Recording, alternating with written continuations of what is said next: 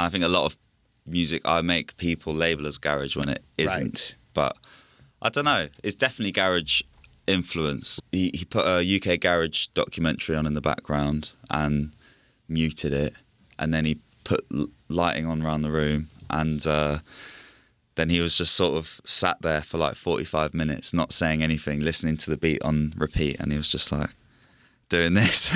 After he finished his album, like this is a week after his album was released, he rang me about 9 to 5. I was like, yeah, I think we can get a little more out the drums. I was like, what are you doing? You've just finished your album.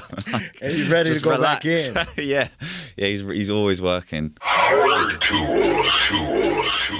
All right, it's Powertools, and we got Sammy Virji in the house. How are you doing, my man? Good, mate. How are you? Oh, you're having a moment. You just did your first headline party in Los Angeles. It looks sick. Yeah, it was really good. I mean, to like when I think about it, it's like maybe it was in I think 23. You're playing sound, Chris Lake. Now that was my first show in America. Yeah. Was First time I've been to America, actually. Yeah. I didn't know that. Yeah. Wow. And you sell out sound, you come to Los Angeles, then you do Coachella. Now you're doing your own headlining show. I mean, what does the 10-year-old, Sammy think about all this? Did he see this? No, definitely not. Yeah, it's pretty mad. I didn't think when I started DJing, I didn't ever think about coming to America. Right. So it's still like quite mad for me. Right. Doing all these now, when you started, I mean, you started young. You started with a collective. You were putting stuff on SoundCloud. Yeah. Talk to us about how important the collective in like SoundCloud as a platform for you in your early days. Yeah, it was really important. I mean, I was like, all I would do is just make tunes and then put them up for free downloads, and eventually that's how I got discovered by a label called Chip Butty Records. Right. Back in my bassline days, and yeah, from there. Now, were you putting records on SoundCloud to get discovered, or just putting records on? Yeah, I guess I put them up with free download, and there's a thing where you do it, and if they downloaded it, they had to follow you and stuff like that. But for me, I was just getting my name out there and just releasing as much as I could. And like when you play Coachella, and that was like the first time I heard your set, I noticed right away, I was like, okay, this isn't somebody that put out some tunes and then picked up DJing.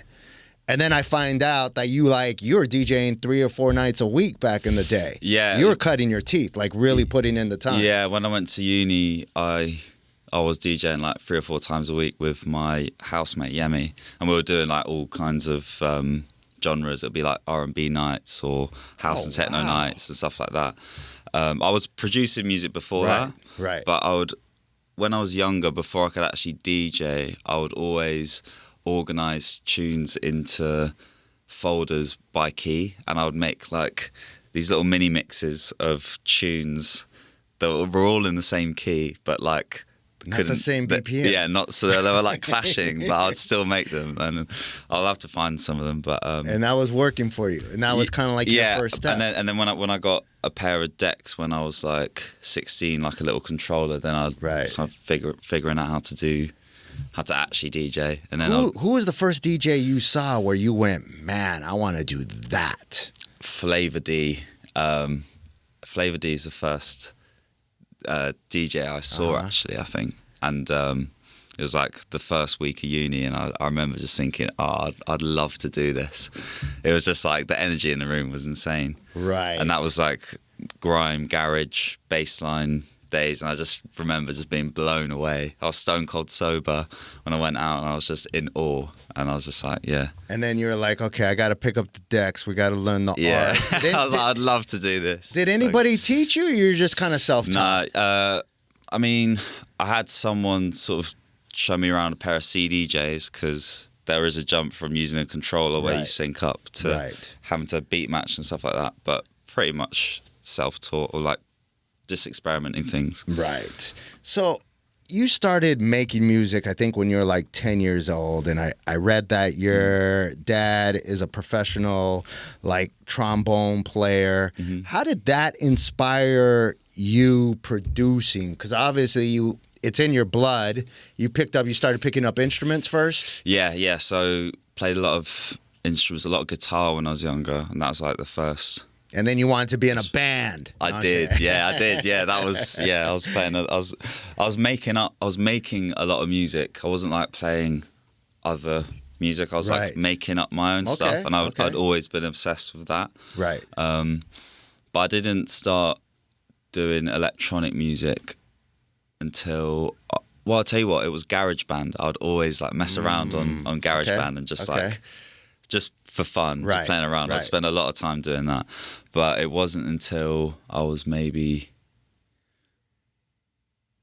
probably like 14, 15, I picked up Logic and started trying to make like really bad dubstep and stuff like that. Starting off at 14, that's amazing. And you're just self-taught. Yeah. That's crazy. There's like some tutorials and stuff. Right. But I would go over to my dad's house. The jump from GarageBand to Logic, they're quite similar. Right. But it's just you can do a lot more in Logic. Right. But yeah, I'll go around his and use Logic at his just to... Oh, your dad was using Logic. Yeah, okay, so nice. He had it on his computer. Right. But yeah, I'll go around and just like mess around with it, and then eventually he gave me that computer for my birthday, I think. Okay, and that kind of really started everything really off, because now you had Logic. Yeah. Now you can go mad. Yeah. And really honed in your craft. So, first of all, congratulations on the new album, Same Day Cleaning. It is really, really cool. Such a dope vibe.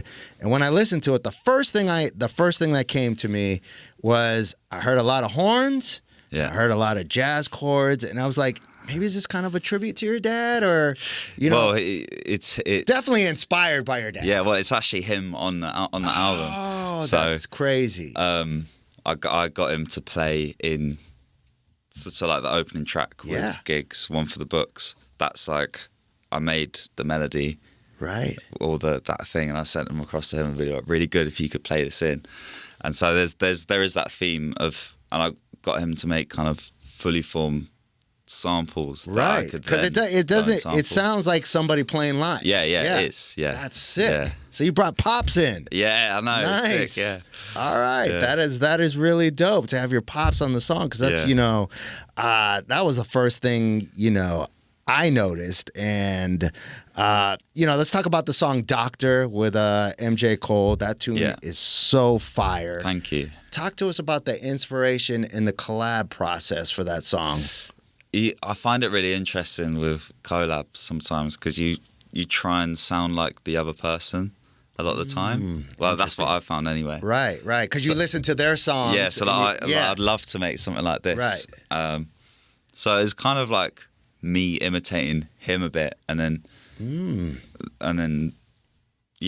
I think we got in the studio and we made it with a different vocal, and then I went away and I remembered the vocal that's in Doctor. Right. And when I put that on top, it was just like... It was magic. Yeah, it was perfect. I think that's one of my favorites. That song is so really, really dope. And thank you. What I love about you is that right now you're in a space where really people can't define your sound, right? You know what I'm saying? Like, it's UKG, there's the bass vibe, UK bass, speed house, jazz, drum and bass, but what do you call your sound? Do you just say I do dance music? How do you determine your sound? It's hard to define, because if I say garage, there's a lot of music I make that isn't garage. Right. I think a lot of music I make people label as garage when it isn't. Right. But I don't know. It's definitely garage influence. Right. Because I mean the thing that remains consistent is just like the swingy drums, which I've got from UKG. Right. And obviously there is just straight garage. Right. But yeah, I don't know. Probably garage influence. I don't know. But no, that's when you're doing something special is when it can't be defined in my like you're stepping onto new territory in my opinion. And let's talk about the song Cops and Robbers. I mean, with Skepta, the vocals, the vibe. Talk to us about collabing with Skepta on the album. Yeah, that's it's still nuts to me that was able to happen. But how did it happen? He followed me back on Instagram, and I was really excited, and I was like, look, I'm gonna have to just send him Some a beats. DM, and, and he was like, yeah, let's get in the studio. So went round to his studio, and then I showed him 2 beats, and he liked them both. Right. But then I thought, oh, let me just show him this one more, this other beat that I have, and then he was like, oh, this is the one with the strings. Right. And it's always got to be a little nerve-wracking going to somebody like, because you're like, what happens if he doesn't like the beats, right? I know. He's a really nice guy. Right. So that helped. But he kind of, he put a UK garage documentary on in the background and muted it. And then he put lighting on around the room. And then he was just sort of sat there for like 45 minutes, not saying anything, listening to the beat on repeat. And he was just like, doing this. I was like, couldn't wait to hear what he was writing in his head. Right. He didn't write anything down either, so he was just like, all right, I'm ready to record, and then just off the top of his head. Yeah. And you had to be sitting there going, oh. Yeah, I was this is I mad. couldn't. When I left the session, I was like, oh, I cannot believe that's just happened. That is sick, man. That is really, really sick. So let's talk about your Coachella performance. I mean, obviously, when you're doing something that's so big like that, I don't think you can appreciate it right at the time. But maybe a couple of days later when you're seeing the videos, or maybe a couple weekends, like it had to sink in and it had to like hit you. I think that set did hit me at the time. And I do get that a lot where you're not quite present. Right. And it seeps in afterwards. Right, because you've worked so hard on it. Yeah, but for Coachella, it did hit me at the time. And I think I got actually quite emotional during the set. So I was like, oh, this is nuts. Like, I was just looking around at how many people there were and stuff like that. Easily the most nervous I've ever been for a show. But I was like pretty emotional on the last tune I was playing. Yeah. Nice. Now, what is something like playing Coachella? Like, obviously, it gives you confidence. What else does it bring for you as an artist? That's a good question. I guess it's like the biggest festival in the world. Yeah. So I guess it's just a lot of exposure as well. Right. Which is pretty cool. But does it like make you like, all right, I got to make better music. I got to make, you know. Oh, yeah. You got like, definitely. You hit Coachella and you feel like, quote for quote, I got to step up my game. Like I hear every artist. Yeah. Inspires you to go inspires. That's a good word. Work harder and just make more tunes basically. Yeah. That's definitely awesome, an inspiring thing. So, Match My Mood on the album is probably my favorite song on the album. Thank you. That is such a tune. So that tune has also got my dad playing on it. Right. So those horns are my dad. Okay, so you got your dad, you got a female vocal, you got a male vocal.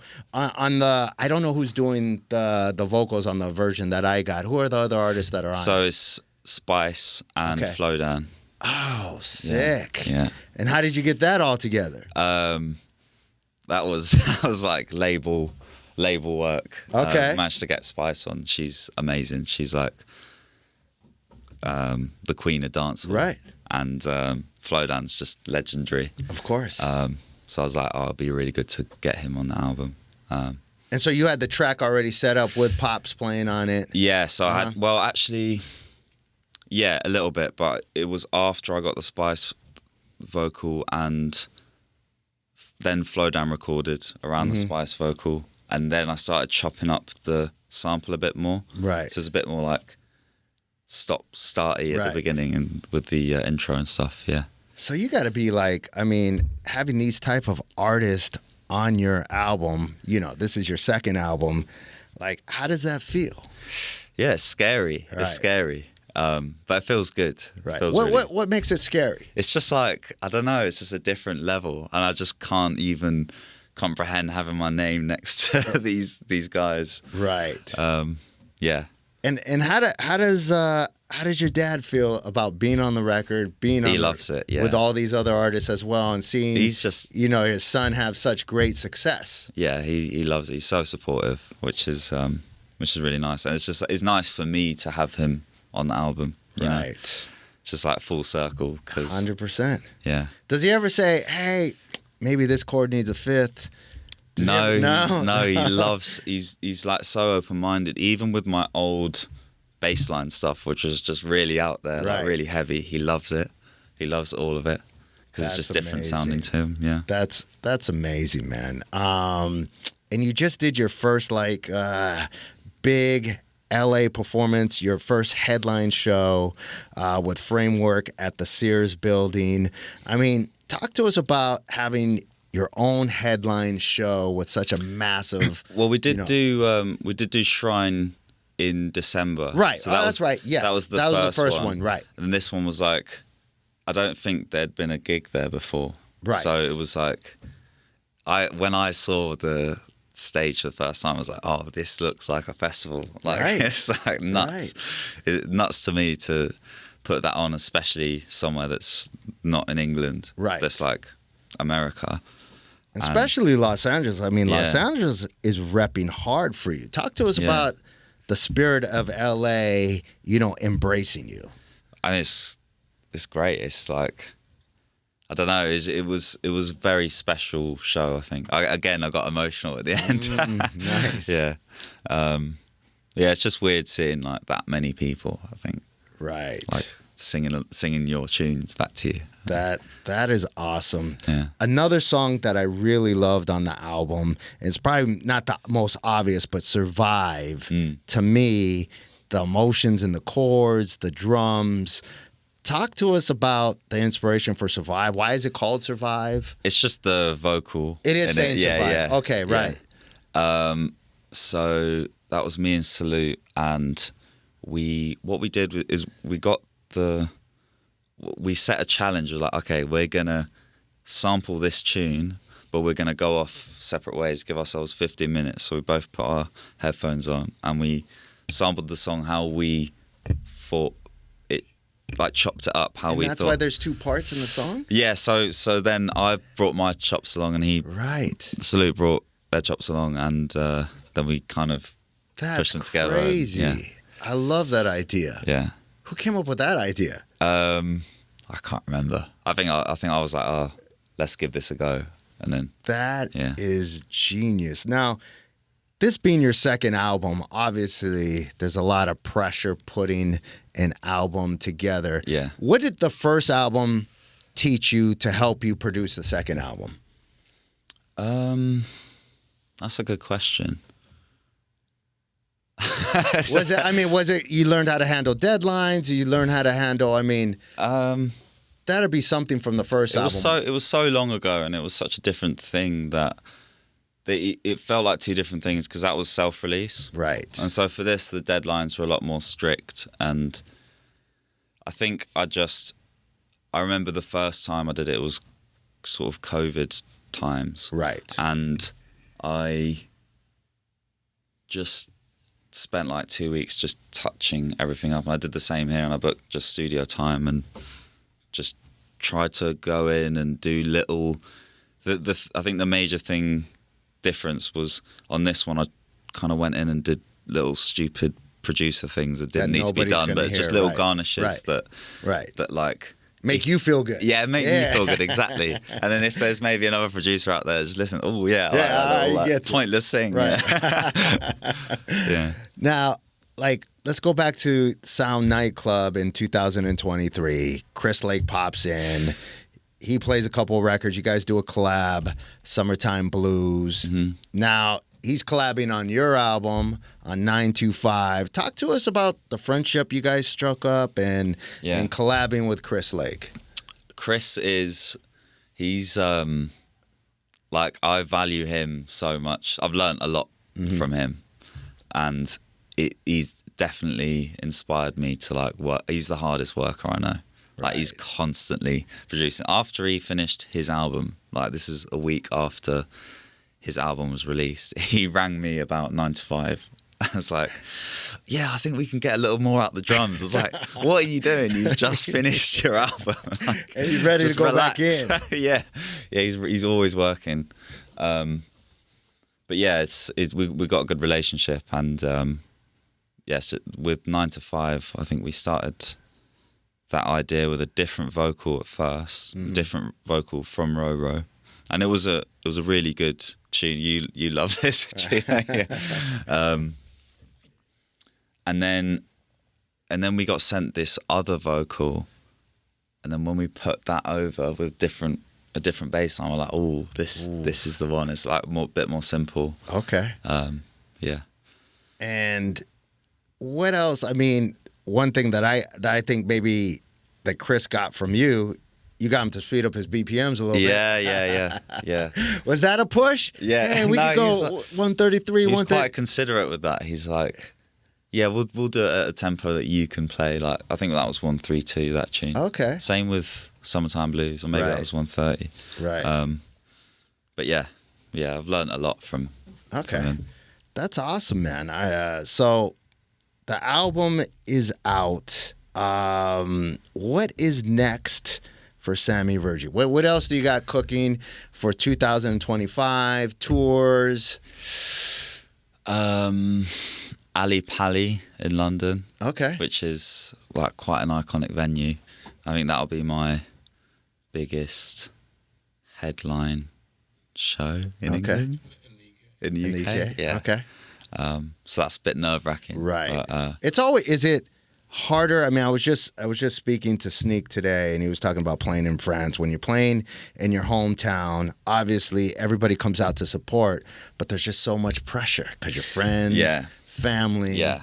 And that's got to be a little nerve-wracking for a big show in London. Yeah, that is the thing, that you'll have loads of guests and I'll bring my family and stuff like that. So I just hope that it goes well. Right. So yeah, I put a lot more pressure on myself, I think.